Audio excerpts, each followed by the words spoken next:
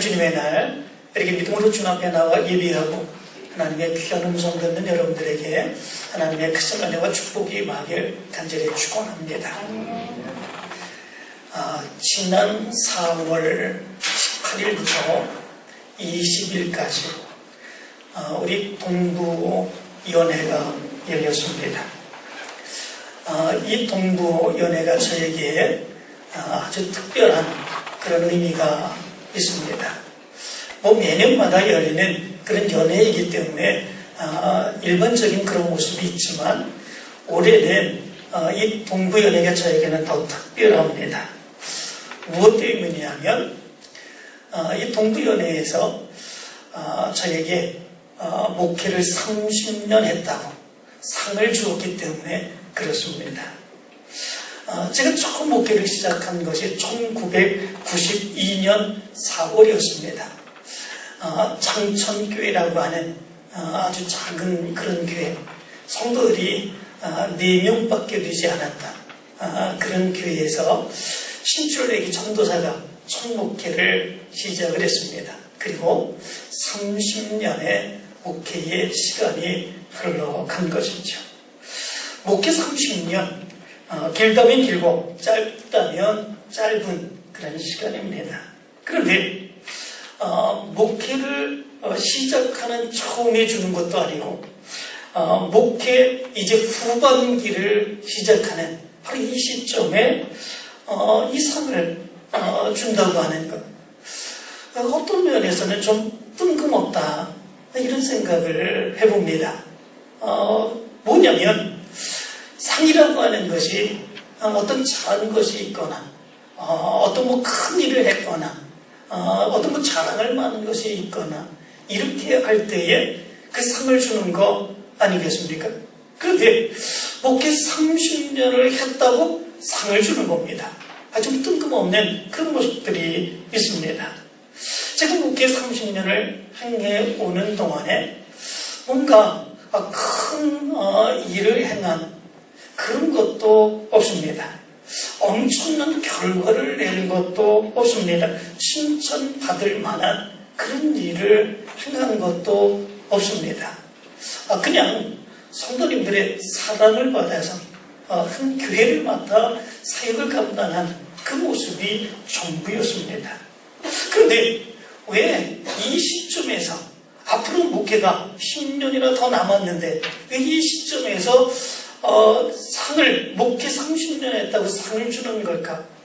이 동부연회를 행하는 동안에 저는 곰곰이 생각해보고 저의 목회의 그 모습들을 이렇게 돌아보았습니다. 그리고 깨달은 것이 있습니다.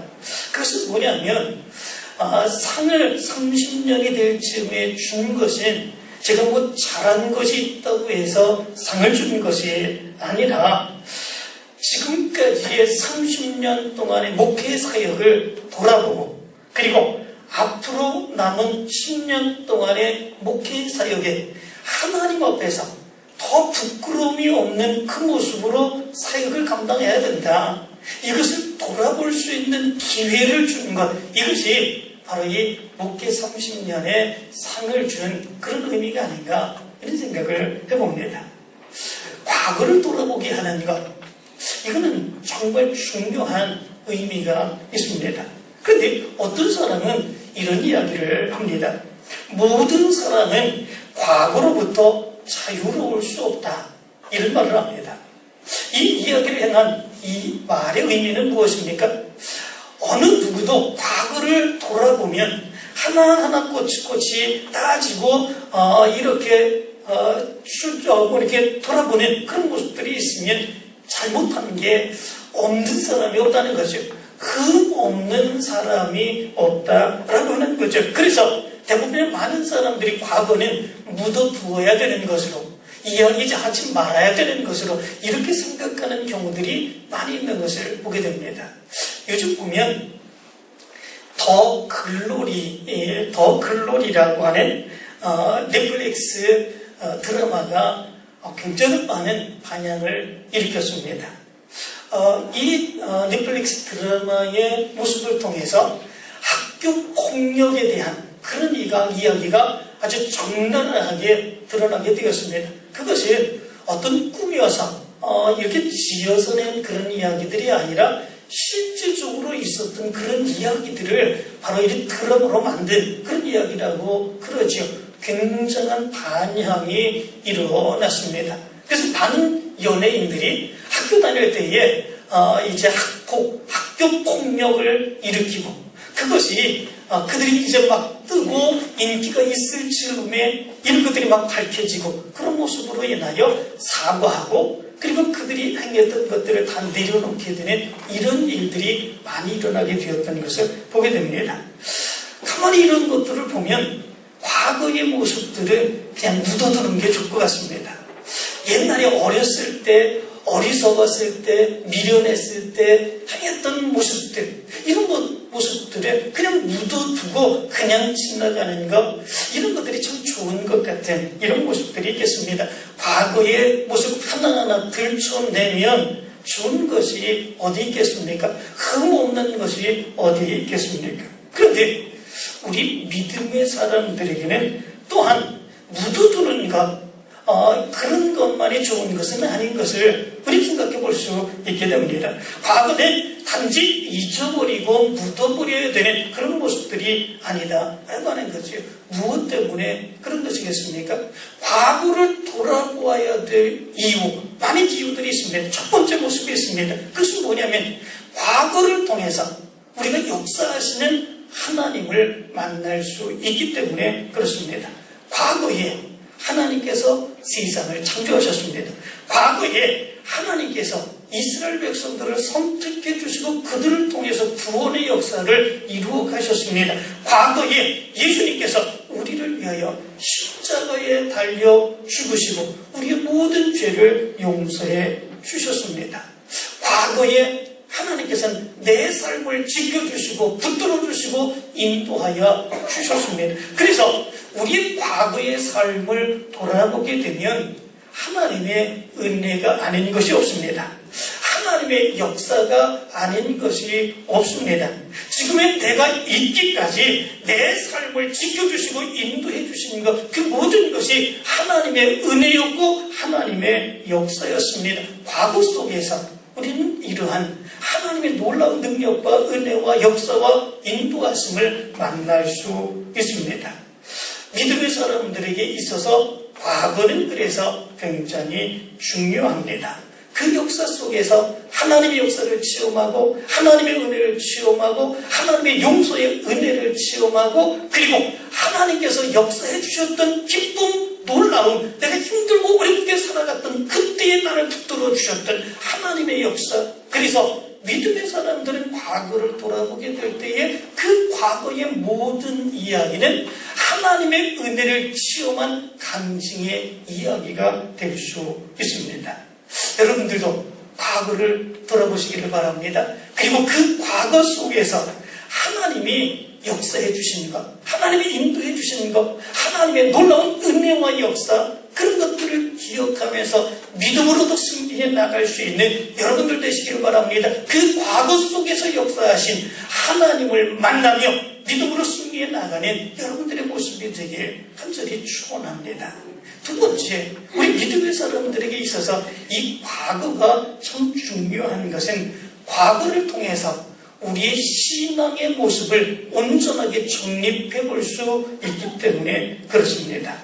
우리 믿음의 사람들은 정말 믿음으로 신실하게 살기를 원합니다. 하나님의 말씀대로 살기를 간절하게 원합니다. 정말 어떤 것이 옳은 것이냐 그것을 분명하게 분별하게 살아가기를 원합니다. 이것이 믿음의 사람들의 삶의 모습입니다. 왜 그렇게 살아갑니까? 하나님이 살아계신다고 하는 믿음 때문에 그렇습니다. 예수님께서 오늘도 나를 지켜주시고 인도해 주신다고 하는 그 믿음 때문에 그렇습니다. 그런데 때로는 그것이 우리의 삶을 올바르게 살아가지 못하는 그런 모습들로 만들 때가 많이 있습니다. 나는 올바르게 생각하고 믿음으로 살아갔습니다. 나는 하나님이 기뻐하시는 일이 무엇인지 그것을 생각하며 믿음으로 살아갔습니다. 그런데 때로는 그 모습이 다른 사람들에게는 상처가 되고 괴로움이 되고 하나님이 보실 때는 그것은 다른 삶의 모습이 아닐 대로 나가는 그런 모습들이 우리 모습 가운데 나타날 때가 많습니다. 내 생각대로, 내 주장대로 행하는 그런 모습들 가운데에 이런 삶의 모습으로 나타날 때가 많이 있다라고 하는 거지요. 특별히 사사기의 말씀 가운데 보면 그 사사기의 말씀의 중심이 무엇입니까? 그 말씀의 중심이 그때에 많은 사람들은 자기의 소견에 옳은 대로 행하였더라 라고 하는 그런 말씀입니다. 자기의 소견에 옳은 대로 행하였습니다. 자기가 생각할 때 이게 옳은 것 같습니다. 자기가 생각할 때 이게 바른 것 같습니다. 이렇게 해야 좋게 나갈 것 같습니다. 그래서 그렇게 옳은 대로 행했는데 결국 그렇게 자기의 생각에 옳은 대로 행한 대로 나가다 보니까 하나님께서 원하시는 하나님의 말씀대로 하나님의 뜻대로는 행하지 못하는 그런 모습들이 있게 되었습니다. 자기 생각에 옳은 대로 더 좋은 대로 행하다 보니까 결국은 우상을 숭배하게 되고 그리고 자기 유익을 위해서 살아가게 되고 하나님으로부터는 점점 멀어져가는 그런 삶을 살아가게 되는 그런 모습들이 있게 되죠. 그래서 하나님의 진노로 고통받는 그런 모습들이 나타나는 그런 이야기들이 사사기의 이야기입니다. 우리의 믿음의 삶에도 때로 그런 모습들이 있습니다. 죄를 지어야 되겠다. 우리 그렇게 생각하며 살아가지 않습니다. 우리 믿음의 사람들은 악한 일을 해야 되겠다. 그런 마음을 가지고 살아가지 않습니다. 다른 사람들을 괴롭히고 고통스럽게 해야 되겠다. 우리 믿음의 사람들은 그렇게 살아가지 않습니다. 어떻게 하면 선한 삶을 살아갈 수 있을까? 바른 삶을 살아갈 수 있을까? 그 믿음을 가지고 살아가는 그런 모습들이 있습니다. 그런데 그 마음에 그 삶의 기준이 자기의 생각 가운데 그렇게 되는 그런 일들이 많이 있게 됩니다. 그래서 때로는 하나님의 말씀으로부터 멀어지고 하나님의 뜻으로부터 멀어지는 이 삶의 모습이 우리 가운데 나타나게 되는 거죠. 그러면 어떻게 해야 그 삶의 모습을 바르게 정립하며 믿음의 모습을 바르게 행하며 살아갈 수 있겠습니까? 그게 과거의 모습을 돌아보는 것입니다. 믿음 안에서 그의 살아온 과거의 삶을 돌아보고 그리고 하나님의 말씀에 비추어서 그 삶을 다시금 생각해 볼 수 있어야 됩니다. 그럴 때에 하나님의 말씀에서 내가 옳다고 생각하며 살아갔는데 이것이 얼마나 많이 벗어났는가, 얼마나 많이 잘못된 길로 나갔는가 라고 하는 것들을 분명하게 깨닫고 자기의 신앙을 바로잡을 수 있게 되는 이런 모습들이 있게 되는 것입니다. 옛날에 어떤 분이 이런 고백을 했습니다. 자기는 신앙생활을 아주 오랫동안 했는데 도무지 학교에서는 목사님이 회개하라고 그러고 참회에 기도를 행하며 용서를 구하고 그렇게 하라고 하는데 아무리 눈을 감고 기도를 이렇게 해봐도 자기가 회개할 것들이 없더라는 거죠. 내가 뭘 회개해야 되는가? 한두 가지 이렇게 잘못한 거 이야기하고 나면 도무지 이제 회개할 것이 없더라. 그런 이야기를 했습니다. 그런데 어느 날 가만히 자기의 삶을 이렇게 쭉 돌아보게 되었는데 자기의 인생의 삶이 이렇게 주마등처럼 쫙 스치고 지나가는데 그 삶의 모습을 하나씩 하나씩 돌아보게 될 때에 정말 하나님께서 원하시는 대로 하나님께서 기뻐하시는 대로 행하지 못한 모습들이 얼마나 많이 있었는지 그런 것들을 비로소 깨닫게 되었다. 그리고 그때서야 눈물을 흘리면서 자기가 회개하는 삶의 모습을 가졌다. 이렇게 얘기한 그런 분이 있었습니다. 그렇습니다. 자기의 삶을 돌아보면 자기의 과거를 돌아보게 되면 자기는 옳다고 생각하면 그렇게 하겠는데 나중에 보면 그것이 하나님의 말씀대로 행한 것이 아니었습니다. 자기의 주장대로 자기의 욕심대로 자기의 탐욕대로 행한 그런 모습들이었습니다. 그 당시에는 깨닫지 못하는 그런 모습들이 있습니다. 그러나 자기의 과거의 삶을 돌아보는 그런 모습들이 있으면 말씀에 비추어 그것을 깨닫게 됩니다. 그리고 자기의 신앙을 다시금 돌아보며 정립할 수 있게 되는 이런 모습들이 있게 되죠. 이것이 우리에게 있어서 과거가 중요한 이유인 것을 보게 됩니다.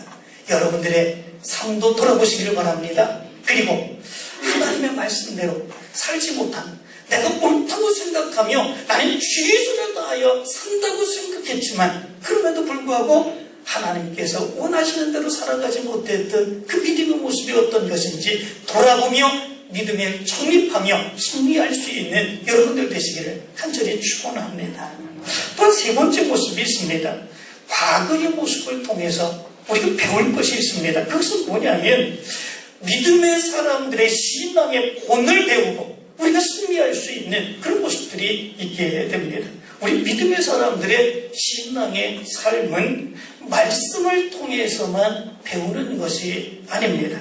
우리보다 먼저 신앙의 삶을 살아갔던 믿음의 사람들을 통해서 우리가 신앙을 배울 수 있습니다. 어떻게 신앙생활을 해야 될까? 어떻게 하면 하나님의 뜻을 이루며 살아갈 수 있을까? 우리보다 먼저 신앙생활을 했던 그 사람들의 믿음의 삶을 바라보며 우리가 우리의 신앙을 다시금 돌아볼 수 있는 그런 모습들이 나타날 수 있게 된다라고 하는 것입니다.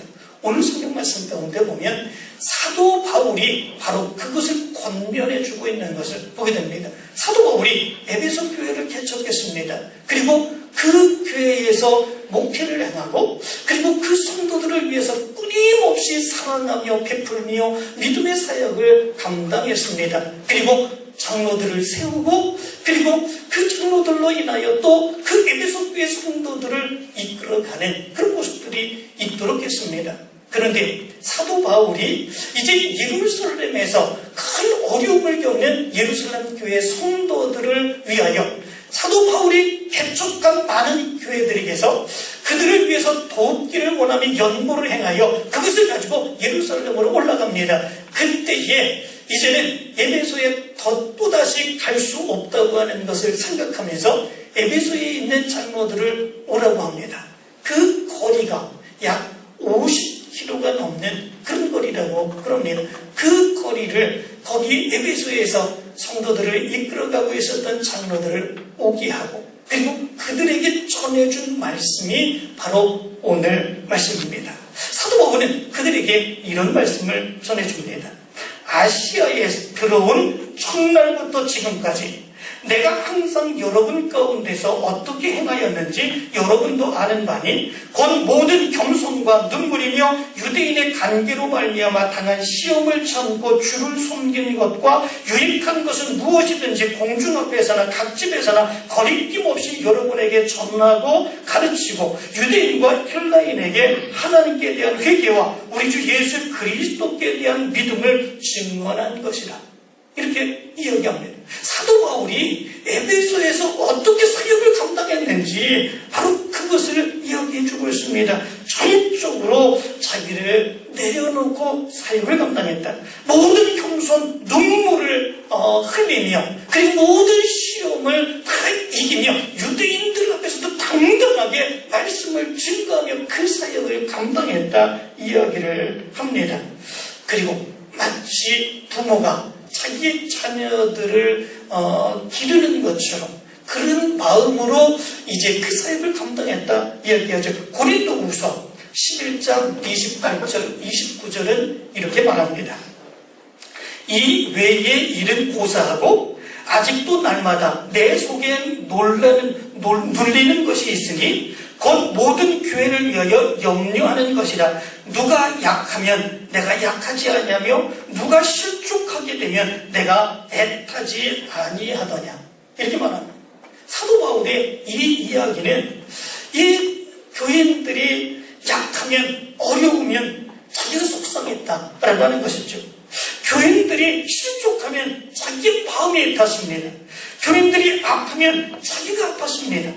교인들이 어려운 일을 당하면 자기가 어려움을 당한 것처럼 괴롭고 힘든 그런 모습들이 있었습니다. 그래서 이 성도들을 위하여 날마다 눈물 흘리며 그 사역을 감당했노라 이렇게 이야기를 합니다. 사도 바울이 이 이야기를 들려준 이유가 무엇입니까? 내가 잘했다 자랑하는 것이겠습니까? 나를 인정해달라 이렇게 얘기하는 것입니까? 아니다라고 하는 거죠. 내가 믿음 안에서 예수 그리스도만을 바라보며 이렇게 사역 감당했던 것, 그런 것을 너희들이 보고 옛날에 나도 이렇게 신앙생활하고 사역을 감당했지 않았느냐. 그러므로 그런 것들을 보며 보면서 너희들도 똑같이 그런 사역을 감당할 수 있어야 된다. 그렇다면 하나님이 기뻐하시는 하나님의 역사를 체험하는 이런 놀라운 믿음의 삶을 살아갈 수 있다라고 하는 것을 얘기해 주고 있는 것이요. 한 번도 보지 못했던 것들을 행하는 것, 이건 굉장히 어렵습니다.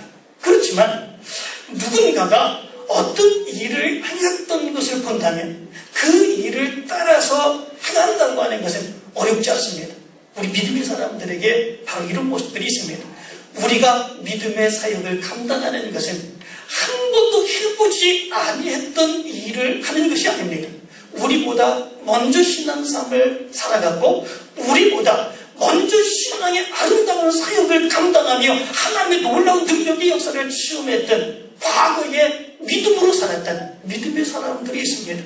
우리가 어떻게 하면 신앙으로 승리할 수 있겠습니까? 바로 그렇게 믿음으로 살아갔던 사람들의 믿음의 아름다운 모습을 배우는 일입니다. 그렇다면 우리가 믿음 안에서 승리할 수 있습니다. 하나님의 놀라운 역사를 이루어갈 수 있습니다. 그렇기에 과거는 믿음의 사람들에게 있어서 묻어두어야 되는 것, 흉과 허물이 있는 것, 그런 것만이 아니라 이렇게 신앙에 유익한 것이 있는 것이다 라고 하는 것을 우리 깨달아 알 수 있습니다. 그러나 신앙에 버려야 되는 것들, 그런 것들이 있습니다. 그런 것들은 아낌없이 배설물처럼 버릴 수 있는 그런 모습들이 있어야 되는 거죠. 사도 바울도 그런 것에 대해서는 배설물처럼 버렸다 이렇게 말씀하고 있습니다. 다시는 생각지도 아니하고 다시는 돌아보지도 아니하는 그런 모습들이 있었다 이렇게 이야기하고 있는 것을 보게 됩니다. 사도 바울은 자기의 과거의 모습을 보면서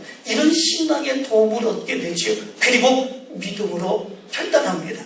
그 결단의 모습이 무엇입니까? 이제는 이렇게 과거를 통해서 하나님의 역사를 보았습니다. 하나님의 인도하심을 보았습니다. 하나님의 놀라운 축복된 역사를 보았습니다. 하나님의 행하신 일을 보았습니다. 그렇기에 이제 앞으로 나아가는 그 길을 내가 어떻게 해야 되는가? 그거에 대해서 오늘 성경 말씀 가운데 보면 이렇게 결단하고 있습니다. 보라, 이제 나는 성령에 매여 예루살렘으로 가는데 거기서 무슨 일을 당하는지 알지 못하노라. 오직 성령이 각성해서 내게 증거하여 결박과 환난이 나를 기다린다 하시나 내가 달려갈 길과 주 예수께 받은 사명 곧 하나님의 은혜의 복음을 증언하는 일을 마치려 하면은 나의 생명조차 조금도 귀한 것으로 여기지 아니하노라. 이렇게 말씀해 주고 있습니다.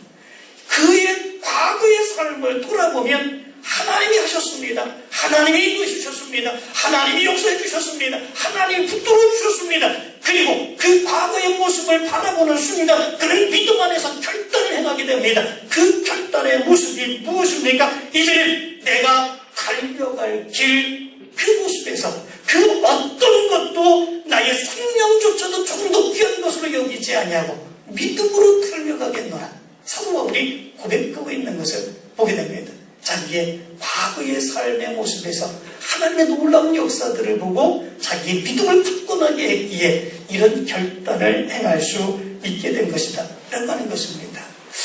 성역 30주년을 맞이하면서 저도 마찬가지로 사도 바울처럼 바로 이런 믿음의 결단을 하게 되었습니다. 우리 동비연회에서 이렇게 성역 30년 상을 준 의미가 여기에 있지 않는가 생각을 해봅니다. 30년 동안에 그 사역을 돌아보고 내가 한 것이 아니라 하나님이 하셨습니다. 그렇다면 나머지의 10년의 목회의 모습, 이것은 두려워하지 않고 돌아보지 않고 믿음으로 결단하여서 더 사도 바울처럼 자기 목숨도 두려워하지 않으며 믿음으로 달려가게 행하는가. 이것이 바로 이 상을 줄 의미가 아닌가 이런 생각을 해봅니다. 모든 것이 하나님의 은혜였습니다. 그리고 이 30년의 그 사역을 돌아볼 때에 그것은 성도님들의 사랑의 30년이었습니다. 그것이 없었다면 이 사역을 행하지 못했을 것입니다. 여러분들에게 감사를 드립니다. 고맙습니다. 그리고 여러분들도 여러분들의 삶의 모습을 돌아보고 믿음으로 하나님의 크신 뜻들을 이루어가며 믿음으로 달려가 하나님의 역사를 이루어가는 여러분들의 삶이 되길 간절히 축원합니다.